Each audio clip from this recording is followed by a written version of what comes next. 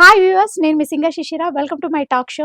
పాటకి సంగీతం ఎంత ముఖ్యమో సాహిత్యం కూడా అంతే ముఖ్యం. పదాల అల్లిక, ప్రాసలు ఇవన్నిటితో ఒక పాటగా దాన్ని మలచడం అనేది మామూలు విషయం కాదు.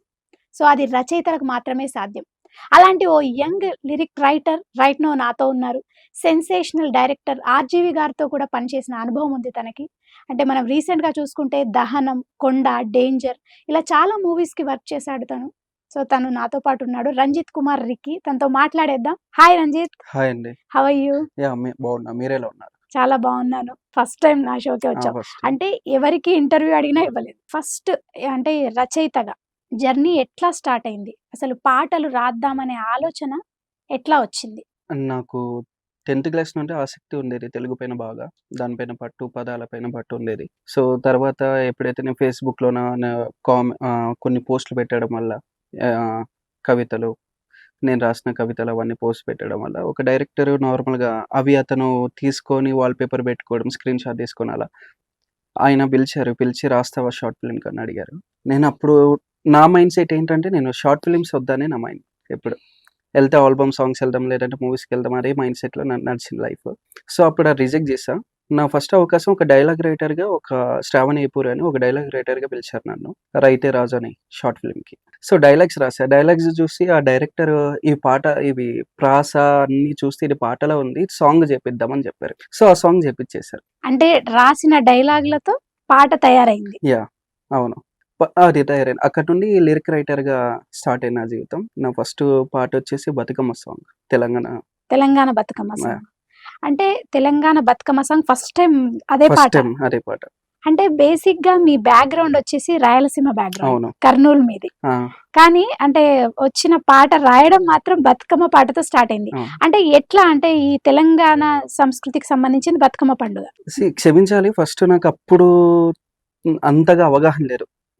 ఈ బతుకమ్మ ఎలా ఉంటదని. తెలంగాణలో ఉన్న నా స్నేహితులందరికీ ఫోను చేసి వాళ్ళతో కనుక్కోవడం ఎలా ఉంటుంది పాట అని. అంటే పండగ ఎలా చేస్తారు? ఆ పువ్వులు, గౌరమ్మని ఎలా చేస్తారు? ఇవన్నీ కనుక్కొని నైట్ 11 గంటలకి మళ్ళా స్టార్ట్ చేస్తే మార్నింగ్ 6 వరకు అదే అన్వేషిస్తూనే ఉన్నా. 6 గంటల తర్వాత లిరిక్స్ స్టార్ట్ చేసి ఒక హాఫ్ అన్ అవర్‌లో రాసి డైరెక్టర్‌కి పంపించేసా. వెంటనే ఆ లిరిక్స్ ఓకే చేశారు. మధుప్రియ గారొచ్చారు. ఒక రోజులోనే రికార్డింగ్ అయిపోయింది. రిలీజ్ అయింది. మంచిగా అంటే ప్రజలు చాలా ఆదరించారు. కష్టం గదా రంజిత్. అంటే ఒక మనకి తెలియని అంటే హ్మ్. సంస్కృతి గురించి అంటే తెలంగాణ సంస్కృతి బతుకమ్మ పండుగ అనేది తెలంగాణకి ఒక తల్లి అవును. లాంటిది అవును. బతుకమ్మ అనేది. అవును. సో, ఆ బతుకమ్మ గురించి రాయడం అంటే బ్యాక్‌గ్రౌండ్ వెరిఫికేషన్ అంటే దానికి సంబంధించిన సాహిత్య హ్మ్. విలువలు చాలా ఎక్కువుండాలి.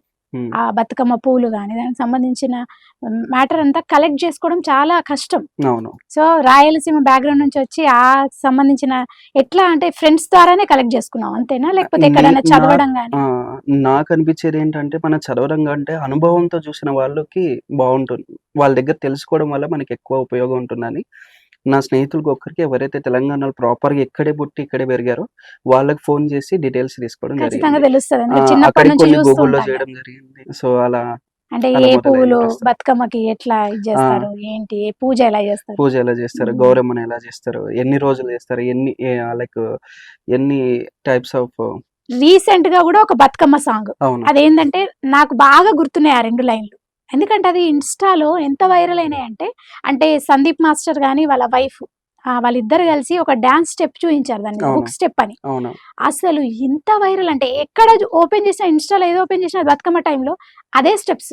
తంగేడు పూల బంగారు తల్లి వచ్చింది చూడు ఉయ్యాల ఉయ్యాల బతుకమ్మ గూనుగు పూల గౌరమ్మ తల్లి వచ్చింది చూడు ఉయ్యాల ఉయ్యాల బతుకమ్మ. ఈ 2 లైన్‌లే. హ్మ్. చాలా అంటే చాలా వైరల్ అయింది. ఆ స్టెప్ కూడా చాలా బావుంటది. అంటే ఈజీగా చెప్పిర్రు వాళ్ళు. అవును. ఎట్లా చేయొచ్చని. అంటే ఈ పాట ఎట్లా స్టార్ట్ అయింది? అంటే 'కబీర్ రఫీ' గారు మ్యూజిక్ చేశారు ఆ! గదా! నాకు ఫస్ట్ 'కబీర్ రఫీ' గారు కాల్ చేసి ఒక బతుకమ్మ సాంగ్ ఉంది చేస్తారా అంటే, రాస్తారా అని అడిగేలోపు నేను హ్యాపీగా ఫీల్ అయినా. చాలా గ్యాప్ వచ్చింది. వెయిట్ చేస్తున్నా. ఒక 4 సంవత్సరాలుగా వెయిట్ చేస్తున్నా. ఒకటన్నా రాయాలి బతుకమ్మ సాంగ్ అన్నట్లు. సో, ఫైనల్ అవకాశం వచ్చింది. సందీప్ అని డాన్స్ మాస్టర్ అని తెలిసి హ్యాపీగా ఫీల్ అయిపోయాను ఇంకా.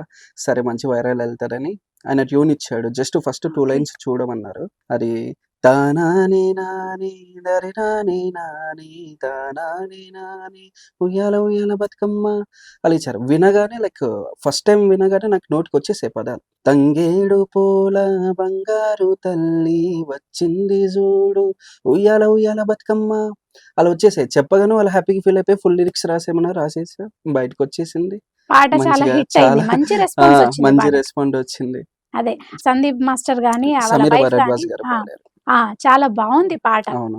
అంటే బతుకమ్మ పాటలు మేము రెగ్యులర్‌గా ఇప్పుడు నేను తెలంగాణ అమ్మాయిని. మాకు అవును. బతుకమ్మ పాటలు ఎట్లుంటాయో నేను బతుకమ్మ పాటలు చాలా పాడినాను నేను గూడా యాస్ ఎ అవును. సింగర్‌గా. సో, బతుకమ్మ పాటలు ఎట్లుంటాయో నాకు తెలుసు. కానీ ఇదే బతుకమ్మ పాట ఒక డిఫరెంట్ స్టైల్‌లో చేసిండ్రాయన 'కబీర్ రఫీ' గారు గూడా. అవును. చాలా బావుంది. ట్యూన్ బావుంది. అంటే ఈ లిరిక్స్ బావుంది. జనరేషన్‌కి తగ్గట్టు చేశారు ట్యూన్. తగ్గట్టుంది. అంటే మనం ఎంజాయ్ సెమీ చేస్తూ ఫోక్. హ్మ్. బతుకమ్మ ఆడొచ్చు. అవును. ప్లస్ డాన్స్ చేసుకోవచ్చు. అవును. అట్లుంది పాట. అవును. అంటే మీకు ఫస్ట్ పాట అవకాశం బతుకమ్మ నుంచే వచ్చిందన్నారు గదా! అవును. సినిమా ఇండస్ట్రీలోకి ఎంట్రీ ఎట్లా వచ్చింది? సినిమా ఇండస్ట్రీ అంటే లైక్ సినిమా ఆ! మూవీస్ మూవీస్‌లో పాటలు రాయడం అంటే ఒక మంచి హ్మ్. సినిమాతో ఎట్లా స్టార్ట్ అయింది? ఒక 'మన్నించవు' అని ఒక సినిమా ఉంది. దాంట్లో సింగిల్ కార్డ్ రాశాను నేనప్పుడు. ఓకే. సో, ఒక డైరెక్టర్ ఒక పాట విని నా ఆల్బమ్ సాంగ్స్ విని మీరే రాయాలి వేరే వాళ్ళొద్దని నన్ను పర్టిక్యులర్‌గా అడిగారు. హ్మ్. సో, అప్పుడు ఆ సాంగ్ రావడం వల్ల బయటకొచ్చింది. తర్వాత అలా అలా ఒక మూవీస్ ఇప్పటికి ఒక 10 సినిమాలు. 10 సినిమాలు. అంటే హ్మ్. ఇప్పటివరకు మీరు రాసినవి ఒక 10 మూవీస్. 10 మూవీస్. అంటే రిలీజ్ అయినవి అన్నీ రిలీజ్ అయ్యాయా? లేకపోతే ఒకటే? అప్‌కమింగ్‌లోనే ఒక 4 అప్‌కమ్ సినిమాలున్నాయి. ఒక 4, 5 సినిమాలు. ఆ! అంటే మీరిప్పుడు రీసెంట్‌గా మీరు రిలీజ్ అవ్వాల్సిన సినిమాలు గూడా కొన్ని ఆ! సినిమాలు రెడీగా ఉన్నాయి ఉన్నాయి. ఒకటి 'హరుడు' విరామం అనంతరం ఉంది. ప్లస్ ఇంకోటి 'ఆర్జీవ్' గారిది 'శారీ' మూవీ ఉంది.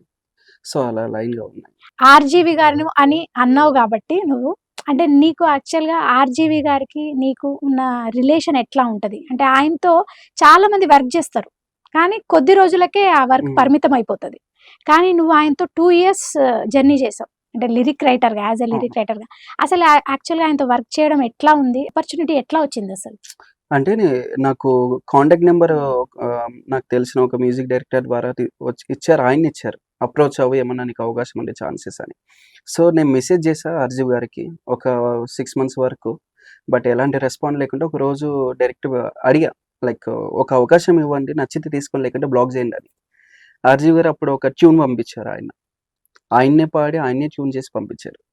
సో, ఆ ట్యూన్‌కి ఈవెన్ కొన్ని పదాలు గూడా ఆయన ఇన్‌పుట్స్ ఇచ్చారు. ఇచ్చాక నేను ఆ ట్యూన్‌కి రాసా లిరిక్స్. ఆ ట్యూన్‌కి లిరిక్స్ రాసి ఇచ్చే లోపల ఆయన లైక్ ఒక వాయిస్ మెసేజ్ పంపించాడు. ఇప్పటికి నా దగ్గర బెస్ట్ అది. ఓకే. లైక్ చాలా బా రాసావు, చాలా బా నచ్చింది. హ్యాట్స్ ఆఫ్ అన్నాడు. ఓకే. సో, అప్పటి నుండి ఇప్పటి వరకు 'ఆర్జీవ్' గారితో నేను కంటిన్యూ అవుతానే ఉన్నా, రాస్తూనే ఉన్నా. రీసెంట్‌గా గూడా కొన్ని మూవీస్ రాసా. అప్‌కమింగ్‌లో కొన్ని చెప్పకూడదు కొన్ని. సో, అవి గూడా ఓకే. ఎళ్తున్నాయి ముందుకలా. అంటే బేసిక్‌గా 'ఆర్‌జీవి' గారంటే ఒక స్పెషల్ డిఫరెంట్ స్టైల్ ఉంటది అంటారు. అవును. అంటే ఆయన ఎట్లా ట్యూన్ ఇచ్చి లిరిక్ రాయమంటారా? లేకపోతే సిట్యుయేషన్ జెప్తారా? లేకపోతే ఆయన దగ్గరే కూర్చోబెట్టుకొని అంటే నేను యాస్ ఎ సింగర్‌గా ఇప్పుడు నాకు తెలిసిన విషయం ఏంటంటే ఇండస్ట్రీలో ఎట్లుంటదంటే బేసిక్‌గా ట్యూన్ ఇచ్చేస్తారు. అవును. లిరిక్స్ రాసేయమని జెప్తారు లిరిక్ రైటర్‌కి. కొంతమంది మ్యూజిక్ డైరెక్టర్స్ ఎలా ఉంటారంటే లిరిక్ రైటర్‌ని పిలిపించుకుంటారు. అక్కడ ట్యూన్ కంపోజ్ చేసేటప్పుడే అక్కడే కూర్చోబెట్టుకొని అలా గూడా ఉంటది. కంపోజ్ చేస్తున్నప్పుడే డైరెక్ట్ లిరిక్స్ రాసేయడం స్పాట్‌లో అంటే రఫ్ లిరిక్స్ హ్మ్. ఇలా గూడా ఉంటది గదా! స్టైల్. అవును. అంటే 'ఆర్‌జీవి' గారి స్టైల్ ఎట్లా ఉంటది? 'ఆర్జీవ్' గారు నిజానికి నాకు తెలిసిన one of the best music director. Okay. ఆయనకి తెలిసినన్ని మ్యూజిక్‌లోన సగం మందికి తెలీదు బయట అనిపిస్తుంది. సో, మాక్సిమం ట్యూన్స్ ఆయనే కంపోజ్ చేస్తాడు. చాలా. ఎవరికీ ఓకే. తెలియని మ్యాటర్ ఇది. అంటే ఆయన రఫ్‌గా పాడి పంపిస్తారా? రఫ్‌గా ఆయన్నే పాడి పంపిస్తారు ఎట్లా నాకు. మన ఫోన్‌లో స్టార్టింగ్‌లో ఒక ట్యూన్ పంపించేస్తారు. చెప్తారు. లైక్ ఆ ట్యూన్ తర్వాత మిగతాదంతా నువ్వే రాసేసుకో అని చెప్పిస్తారు. అంటే సిట్యుయేషన్ చెప్తారా? చెప్తారు. కానీ ఎట్ల్ సిట్యుయేషన్ అంటే టోటల్ స్టోరీ నాకు ఎక్స్‌ప్లెయిన్ చేయరు. ఫర్ ఎగ్జాంపుల్ మీరు 'కొండ' సినిమానే తీసుకోండి. ఇప్పుడు హీరోయిన్ వస్తుంది. హీరో మధ్య ఒక లవ్ సాంగ్ అంటే డ్యూయెట్ ఉండాలి. వాళ్ళిద్దరు లైక్ ఒక రొమాంటిక్ మూడ్‌లో ఉంటారు. సో, ఆ టైప్‌లో సాంగ్ కావాలి. అలాంటి సిట్యుయేషన్ తప్ప ఎలాంటి స్టోరీ అయినా లీక్ చేయరు. యాహ్! స్టోరీ లైన్ అస్సలు లీక్ జేయరు. అంటే ఇప్పుడు ఆయన చెప్తారు సిట్యుయేషన్ కరెక్టే. హ్మ్. ఎట్లా అంటే పిలిచి రాయించుకుంటారా? లేకపోతే ఫోన్‌లోనే డిస్కషన్ ఉంటదా? మాక్సిమం ఆయన పిలవడు. మాక్సిమం ఫోన్‌లోనే డిస్కషనే ఫోన్‌లోనే అవుతుంటాయి. డిస్కషన్ ఉంటది. ఎప్పుడన్నా లైక్ ఆయనకి ఎక్కువ సాంగ్స్ అదే ఇంపార్టెంట్ సాంగ్ అయితే పిలుస్తాడు. పిలిచి పిలుస్తారు. అక్కడక్కడే కూర్చొని చేంజ్ చేసి ఇప్పించుకొని. అంటే అట్లాంటి సిట్యుయేషన్ వచ్చిందా? చాలా ఉన్నాయి. చాలా ఉన్నాయి. చాలా ఉన్నాయి. ఒకరోజు లైక్ పిలిచారు ఇంటికి. పిలిస్తే లైక్ అది 'వ్యూహం' సినిమా అనుకుంటా. వ్యూహం సినిమా. 'వ్యూహం' ఓకే. సినిమా అనుకుంటా. ఆ సినిమాకి కొన్ని చేంజెస్ కావాలంటే ఆన్ ది స్పాట్‌లో ఒక సాంగ్ రాసి ఇచ్చేసా అక్కడే. ఒక హాఫ్ అన్ అవర్‌లో. ఓకే. వ్యూహం సినిమా గురించి వచ్చింది కాబట్టి ఇప్పుడు ఓకే. వ్యూహం సినిమాకి సంబంధించి న్యూస్ బాగా న్యూస్ స్ప్రెడ్ అవుతుంది. హ్మ్. అంటే వ్యూహం సినిమాలో సంబంధించి హుహు. వైఎస్ఆర్‌సీపీ సాంగ్. అవును. సో, ఆ సాంగ్ ఆయన సిట్యుయేషన్ ఎట్లా ఎక్స్‌ప్లెయిన్ చేసిండ్రు? అసలు ఆ సాంగ్ ఎట్లా రాయమని చెప్పిండ్రు? దానికి సో, ఏంటి? మీరు థాంక్ యూ కాంట్రోవర్సీ క్వెషన్ అడగకుండా ఉన్నందుకు.